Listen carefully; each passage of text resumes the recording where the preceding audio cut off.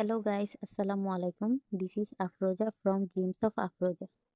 আজকে আমি আপনাদের সাথে শেয়ার করব কচুরছড়া আর আলু দিয়ে মাগুর মাছের রেসিপি। প্রথমে আমি কচুরছড়া আর আলু পানি দিয়ে একটু ভাপ দিয়ে নিচ্ছি। ভাপ দেওয়া হয়ে গেলে এখন এগুলো ছেঁকে নেব। ছাকার পরে এখন আমি মাছ ভাজবো। তাই কড়াইয়ের মধ্যে দিয়ে দিলাম তেল। এখন মাছের মধ্যে দিলাম একটু লবণ, হলুদের গুঁড়া আর মরিচের গুঁড়া। এখন আমি মাছগুলা মেখে নিব। মাখার পরে এখন দিয়ে দিলাম তেলের মধ্যে।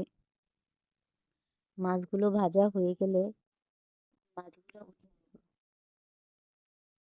তারপর আমি দিয়ে দিব কেটে রাখা পেঁয়াজ। পেঁয়াজগুলো একটু লাল লাল হয়ে আসলে এখন দিয়ে দিব আদা রসুন বাটা। তারপর দিলাম হলুদের গুঁড়া, তারপরে দিলাম লবণ, তারপর দিলাম মরিচের গুঁড়া। মশলাগুলো কষানোর জন্য দিয়ে দিলাম একটু পানি। কিছুক্ষণ মশলা কষিয়ে আসলে এখন দিয়ে দিলাম কচুরছড়া আর আলু। এগুলি একটু ভালোভাবে কষানোর জন্য একটু পানি দিয়ে তারপর মশলাগুলো দিয়ে কচুরছড়া কষানো হয়ে গেলে এখন আমি মাছগুলো দিয়ে দিব। মাছগুলো দেওয়ার পর ঝোলের জন্য দিয়ে দিলাম পানি।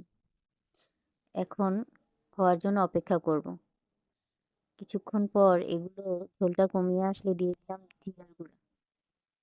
এই তো আমার হয়ে গেল কচুরছড়া দিয়ে মাগুর মাছের তরকারি। কেমন লাগলো? আশা করি সবার কাছে ভালো লাগবে। অবশ্যই বন্ধুরা কমেন্ট করে জানাবেন।